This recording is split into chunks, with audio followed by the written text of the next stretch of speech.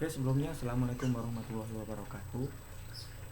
Saya Rahmat Nur Syahidin sebagai bagian dari kelompok 2 akan mempresentasikan bab 6 mengenai program Oriented Evaluation Approach. Nah, dalam hal ini banyak sekali program-program evaluasi yang harus dikaji. Nah, banyak juga tokoh-tokoh dalam evaluasi, semisal dosen UNI sendiri Suhardi Marikunto, Griffin, terus Jones dan lain-lainnya, dan Congressman, banyak tokoh-tokoh lainnya. Nah, pada kali ini kami akan mengkaji teori tentang evaluasi program milik Thailand. Pendekatan evaluasi yang digagas oleh Thailand itu difokuskan pada sejauh mana tujuan atau sasaran tersebut bisa tercapai. Dalam hal ini, pendekatan evaluasi Thailerian itu mulanya pada 1920 dan sampai 1930-an.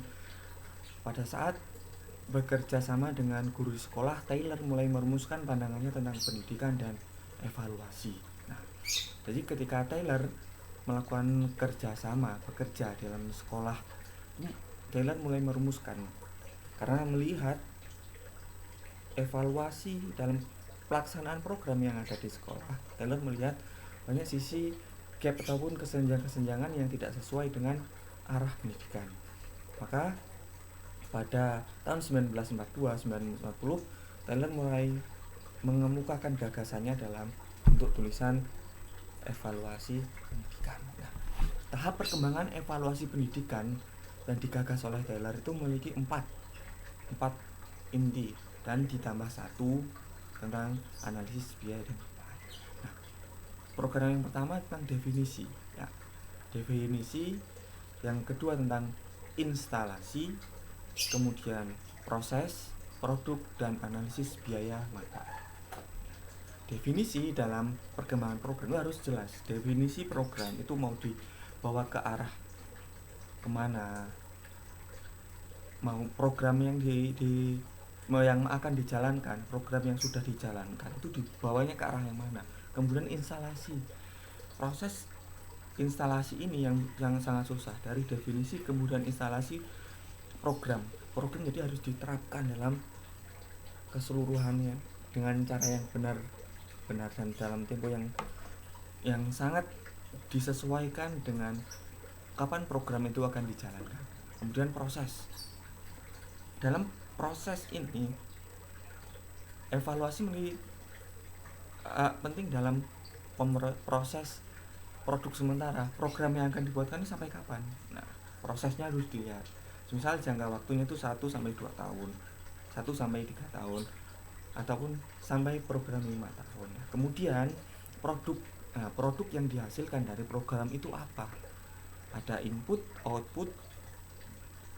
proses, dan output. Outputnya itu seperti apa? Kemudian dianalisis. Analisis biaya dan manfaat. Seberapa besar penggunaan biaya.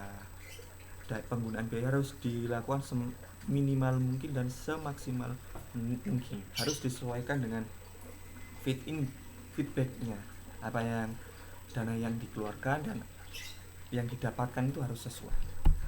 Kemudian pendekatan untuk evaluasi Taylor, yang pertama ada tetapkan tujuan atau sasaran yang luas. Nah, tujuan utama itu apa? Kita harus bidik. Misal pada semester ini, IPK harus 4. Nah, itu harus dibidik. Tujuannya harus jelas.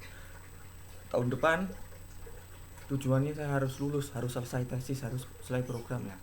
Itu yang harus dijelaskan. Kemudian klasifikasi tujuan atau sasaran. Nah, diklasifikasikan. Harus ada